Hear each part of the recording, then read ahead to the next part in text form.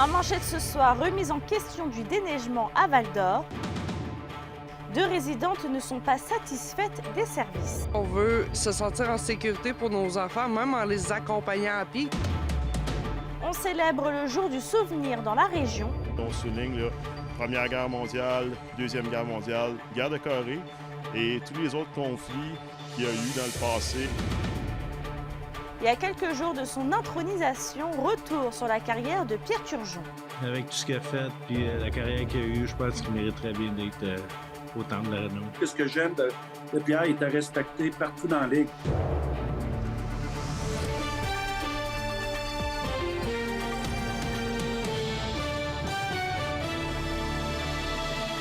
En début de soirée, on commence le bulletin avec une résidence de la 3e avenue Est à Amos qui a été visée hier en fin de soirée. La Sûreté du Québec a été appelée à se rendre sur les lieux vers 21 h. La résidence était inoccupée au moment des faits et personne n'a été blessé. Une équipe de l'identité judiciaire a été dépêchée sur les lieux. Pour l'instant, aucune hypothèse n'est encore privilégiée, l'enquête étant toujours en cours. Et on se déplace à Val-d'Or maintenant, alors que les opérations de déneigement viennent tout juste de commencer. 2 citoyennes déplorent le fonctionnement des services par la ville. Qu'Emilia Laliberté nous en dit plus. Comment qu'on veut se sentir en sécurité pour nos enfants, même en les accompagnant à pied?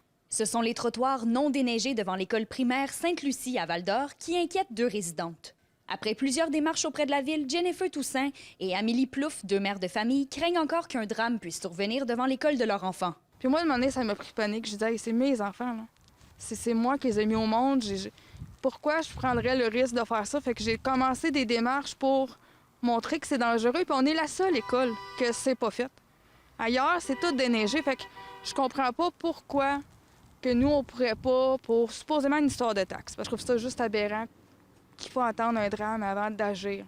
Oui, ils ont mis des pancartes de ne pas se parquer dans la rue, mais ça ne change pas que nos enfants marchent dans la rue, souvent sur de la glace noire parce que c'est pas plus salé ni sablé. À l'hiver dernier, la ville de Val-d'Or avait rencontré les résidentes afin de trouver des pistes de solutions. À ce jour, 3 mesures ont été élaborées pour assurer la sécurité des enfants qui se déplacent à pied pour se rendre à l'école, comme l'affirme Martin Lavoie, conseiller municipal à la ville de Val-d'Or. En fait, il faut comprendre que les trottoirs sont déneigés suite à une taxation. Donc, si on voulait déneiger ça, il faudrait que tous les gens qui habitent cette rue-là aient, dans certains cas, une taxation doublée. Donc, avant de se rendre là, on a regardé d'autres pistes de solutions. Les pistes de solutions qu'on a choisies, c'est d'interdire le stationnement du côté de l'école.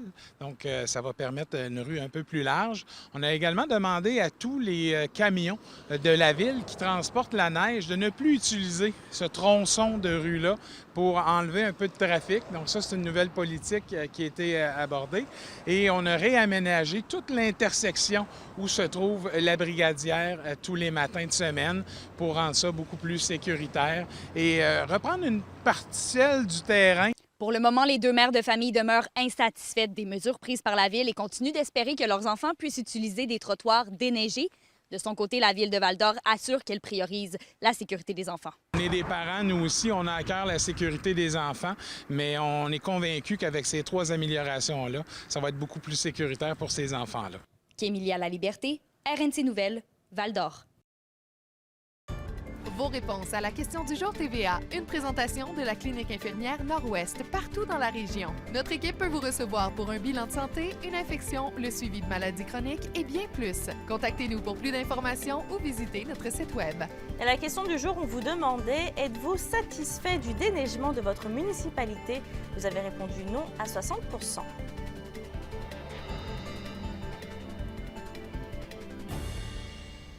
Et c'est demain qu'a lieu le jour du souvenir partout au Canada. Des cérémonies sont d'ailleurs organisées à Rouyn-Noranda et Val-d'Or cette fin de semaine. Yoann Carrière a les détails. Les mots « n'oublions pas » seront forts de sens cette fin de semaine dans le cadre des cérémonies du jour du souvenir. Les militaires et vétérans de partout au pays vont en profiter pour commémorer les combattants canadiens qui ont perdu la vie au front. Pour l'occasion, une cérémonie et une parade se tiendront à travers les rues de Rouyn-Noranda en hommage aux militaires du présent et du passé. On souligne la Première Guerre mondiale, Deuxième Guerre mondiale, guerre de Corée et tous les autres conflits qu'il y a eu dans le passé. On parle aussi là, de tout ce qui est les missions là, maintien de la paix avec l'ONU.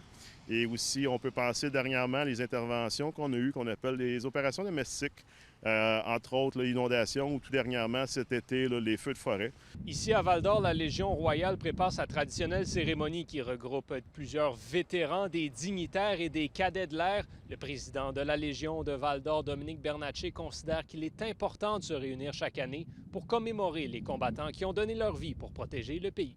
C'est plutôt penser aux familles qui ont perdu des êtres chers, penser aussi aux soldats qui sont revenus avec des problèmes physiques et mentaux, puis aussi penser aux erreurs qu'on a faites, pourquoi il y a eu la guerre, tout ça. Le jour du souvenir est également l'occasion de mettre en lumière les difficultés que plusieurs combattants vivent une fois rentrés au pays. Plusieurs mesures de soutien sont mises en place à travers l'Abitibi-Témiscamingue, notamment en lien avec la santé mentale des vétérans et des familles. On pense, entre autres, là, aux anciens combattants ou vétérans Canada qui sont là avec différents programmes pour soutenir les militaires et les familles. Les Forces armées canadiennes, c'est une grosse famille. La campagne de Coquelicot, justement, ça sert à ramasser l'argent, des dons. Des personnes donnent des dons, justement, pour la petite fleur rouge de Coquelicot. Puis cet argent-là, il reste ici à Val-d'Or. Puis on aide les vétérans là, de Val-d'Or, puis de l'Abitibi autour, pour, mettons, comme des problèmes, si on a besoin des chaises roulantes, des choses comme ça. Yoann Carrière, RNC Nouvelles, Val-d'Or. On va faire le point maintenant sur des municipalités de la région qui visent l'autonomie alimentaire pour encourager l'économie et l'achat local. C'est le cas à Roquemaure, oui, qui justement, Kimberly a présenté ses grandes lignes pour le projet à ses citoyens. Oui, ça s'est passé en fait samedi dernier où la ville a également pris le pouls de la population. On rappelle qu'au début de l'année, la municipalité avait affirmé vouloir se transformer en ville nourricière. Donc, ça signifie qu'on désire modifier la façon d'approvisionner nos aliments. Donc, il faut que ça soit produit localement, dans le fond. Donc, oui, c'est en partie de faire pousser ces fruits et légumes en région, mais la municipalité souhaite pousser ça et veut transformer et distribuer localement des produits comme du pain ou encore des pâtes au lieu de toujours se fier à l'importation. À la Sarre, un projet de forêt nourricière est déjà en place depuis l'été dernier pour permettre aux citoyens de se nourrir de fruits et légumes frais dans les années à venir. Donc, voici plus de détails sur ces projets dans mon reportage. Depuis plusieurs mois, le développement d'une communauté nourricière va de bon train à Roquemaure. Il y a environ une semaine, un portrait actuel du système alimentaire de la municipalité a été présenté à la population avec les données recueillies. Et une idée sort du lot, selon le maire de Roquemaure. Nous, on a une coopérative de solidarité là, qui fait office de dépanneur. C'est un service de proximité qui est super important pour la municipalité. Mais on voudrait renforcer et bonifier l'offre de cette coopérative-là, donc d'avoir un accès à des aliments sains. Parce que, bon, un dépanneur, on s'entend, il y a une certaine offre alimentaire, mais là, on voudrait comme des légumes et des fruits frais de provenance locale. En bout de ligne, le plus important est de renforcer l'accès à l'alimentation tout en étant écologique, selon le maire Mathieu Guillemette. Il ajoute qu'il est tout de même difficile de trouver des idées pour toutes les sphères de production alimentaire. On parle de la production, la transformation, la consommation, la distribution puis la gestion des résidus. On essaie de trouver des idées pour augmenter le cycle de vie des aliments, créer même des synergies circulaires où est-ce que les résidus peuvent être revalorisés. Quelle forme ça va prendre, je ne sais pas encore, parce qu'on va se pencher là, justement sur toutes ces idées-là pour voir comment est-ce qu'on peut les implémenter. À une quarantaine de kilomètres de Roquemaure, à La Sarre, plus de 800 semences ont été plantées l'été dernier près d'un quartier résidentiel afin d'y offrir une variété de fruits et légumes au grand public. Ce projet est d'ailleurs le premier dans la région à être déposé au gouvernement pour des subventions dans le cadre du plan d'adaptation des changements climatiques. Le maire de La Sarre est confiant du succès de la forêt nourricière. On prétend récolter entre 3 et 8 ans là, les fruits, dans les deux sens, les fruits de notre travail et goûter aux fruits. Mais c'est vraiment un beau projet. Puis, ça a donné l'engouement à d'autres endroits similaires que la population, que les citoyens ont demandé « Ah, j'aimerais ça avoir ça dans mon secteur. » Fait qu'on va en faire d'autres, c'est évidemment. Le plan de développement d'une communauté nourricière va être finalisé et déposé en février prochain, selon le maire de Roquemaure. Plus de détails sur les actions posées seront connus à ce moment-là. Kimberly Hall, RNC Nouvelles, Roquemaure. En santé, la direction de santé publique du CISAT tient à mettre en garde la population contre la surexposition au radon. Ce dernier est d'origine naturelle, mais il est cancérigène et peut être plus présent dans les maisons en période hivernale en raison du manque d'aération. Le CISAT recommande donc de colmater au maximum les fissures possibles dans la structure du sous-sol et des fondations, sceller les ouvertures en contact avec le sol et d'avoir une ventilation adéquate. En Abitibi-Témiscamingue, un test sur 25 réalisé dans des habitations a permis de mettre en évidence une concentration de radon supérieure à la norme canadienne. Madame Picard-Soulanges. Pour. Madame Poulet-Laporte. Pour. Madame Blais, Abitibi-Ouest. Abstention. Cet extrait a été capté hier lors du vote tenu lors de l'étude détaillée du projet de loi sur la réforme en santé du ministre Christian Dubé. Suzanne Blais, vous l'avez vu, a refusé de prendre position en faveur de son collègue qui refuse qu'un résident de chaque MRC siège sur les conseils d'établissements régionaux en santé. On va revenir lundi dans un entretien sur nos ondes, mais voici un aperçu. Malgré l'abstention de Mme Blais, malgré l'opposition, notre opposition, l'article a quand même été adopté. Ceci étant, nous, c'est une des choses qu'on va ramener lors des prochaines étapes du projet de loi. Là, pour nous, ça demeure inacceptable. Alors, on va continuer de présenter un amendement en ce sens-là pour voir s'il n'y a pas d'autres députés de la Coalition Avenir Québec qui pourraient se rallier à Mme Blais et dire « un instant, là, on a besoin de changer ça ». L'indice boursier minier au TVA Nouvelle 18h est une présentation de GFM Groupe Financier. Vous désirez bien planifier vos investissements ou l'étude de vos enfants? Profitez de la valeur de nos conseils afin de sécuriser votre futur. GFM Groupe Financier. Au-delà de la finance, il y a vos rêves et vos projets. Et à la veille du jour du souvenir, notre chroniqueuse culturelle a rencontré Joanne Hamelin qui a servi dans les Forces armées canadiennes. Pour l'occasion, elle sort son livre « Les ailes d'une pionnière ». Plus de détails après la pause. Les SADC de l'Abitibi-Témiscamingue et du nord du Québec vous présentent la bonne nouvelle économique TVA. Les SADC d'Abitibi-Témiscamingue et du nord du Québec travaillent depuis plus de 35 ans au développement économique de nos collectivités. Composées d'une équipe de professionnels et de bénévoles engagés, les SADC soutiennent divers projets locaux et de nombreux entrepreneurs en leur offrant de l'aide financière et de l'accompagnement adapté. Contactez-les pour vos projets. Les SADC, partenaires de l'économie de la région.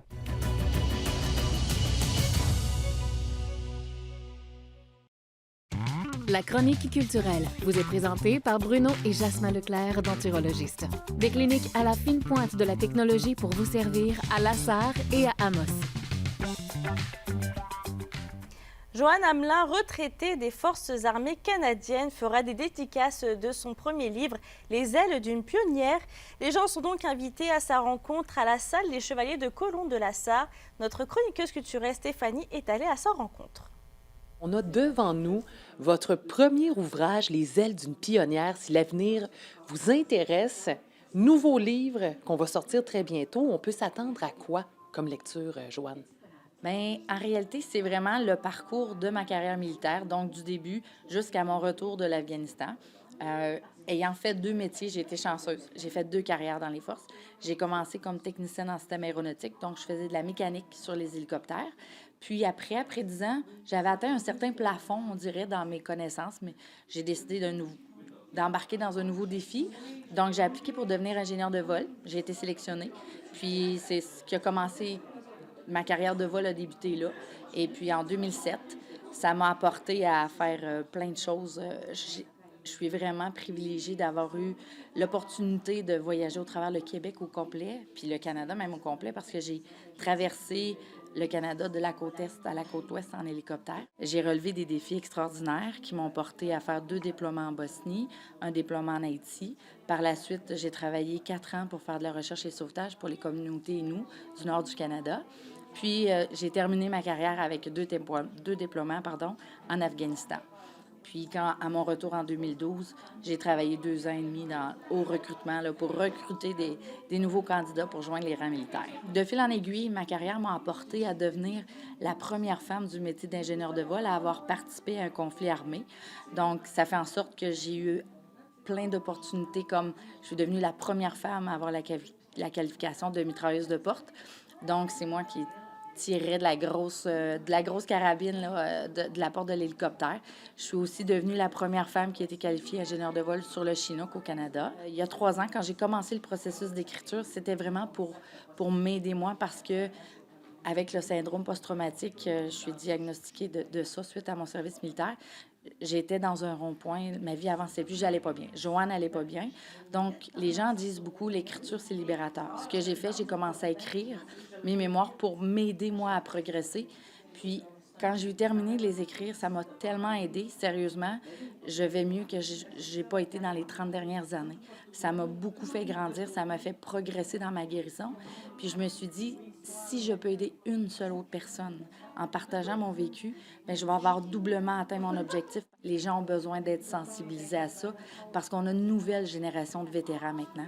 T'sais, on a dépassé là, les vétérans de la Deuxième Guerre mondiale. Là, on fait face à des vétérans qui sont dans la trentaine, qui sont déstabilisés, puis on ne trouve pas notre place dans la société. Puis c'est un processus extrêmement difficile.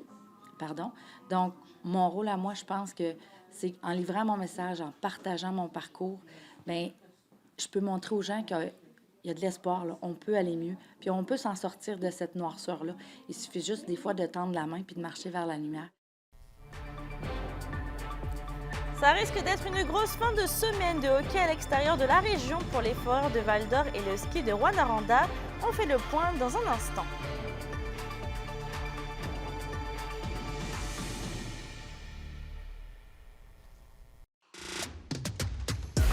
Les sports vous sont présentés par Thibaut GM, votre concessionnaire de confiance à Rouyn-Noranda, là où qualité et choix se rencontrent. Et c'est le début d'une fin de semaine importante pour le Rouyn-Norandien Pierre Turgeon. Lundi soir, le numéro 77 sera intronisé au temple de la renommée du hockey. Vincent Tremblay a assisté aujourd'hui à Toronto à la conférence de presse. The Hockey Hall of Fame is pleased to welcome Pierre Turgeon as an honored member. Pierre Turgeon va recevoir l'hommage ultime lundi soir. Il sera intronisé au temple de la renommée du hockey.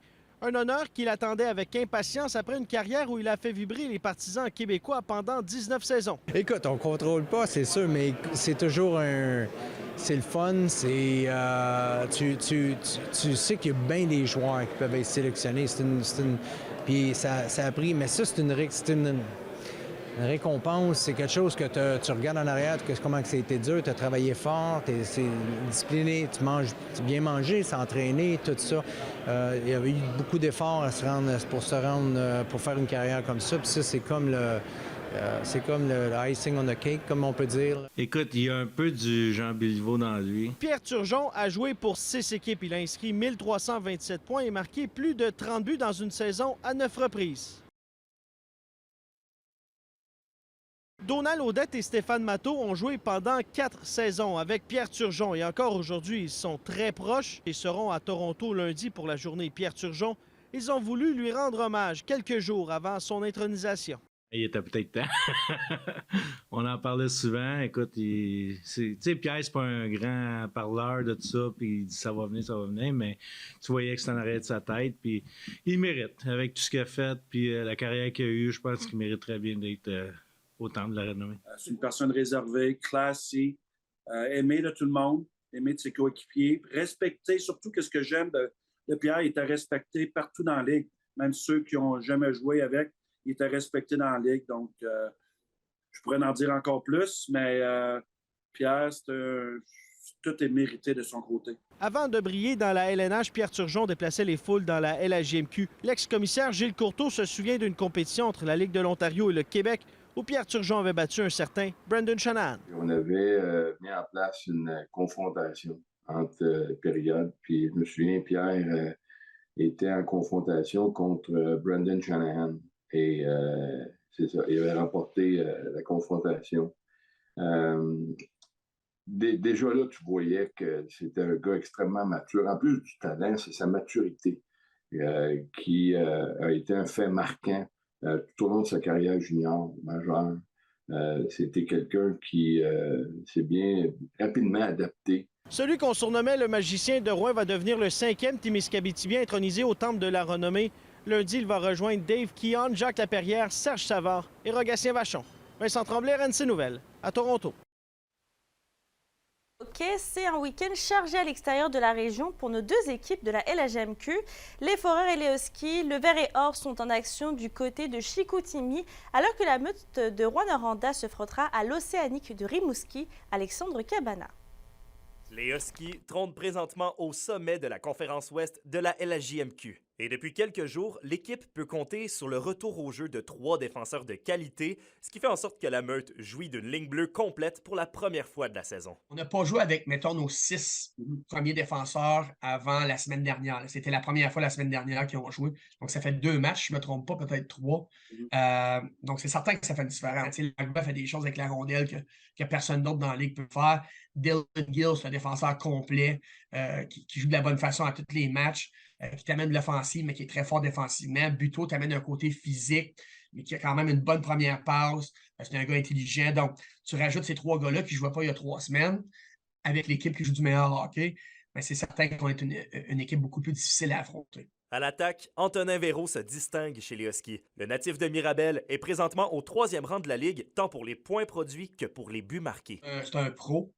Des gars comme lui, il n'y en a pas tant que ça. Moi, les gars que j'aime, c'est les gars qui sont capables de penser sur la patinoire. Mais lui, il pense quasiment trop. Lui, il est une coche en avant de tout le monde, côté mental puis tout. Non seulement je l'aime comme joueur, mais il y a, en dedans de moi, je pense qu'il va être un gamer aussi quand ça va compter dans les playoffs. Je pense que c'est le genre de gars qui va aller chercher les gros buts. Chez les Foreurs, l'équipe tentera de mettre fin à sa séquence de 9 matchs sans victoire. L'entraîneur Maxime Desruisseaux assure toutefois que le moral des troupes est bon et que l'équipe reste bien concentrée sur le développement des jeunes joueurs.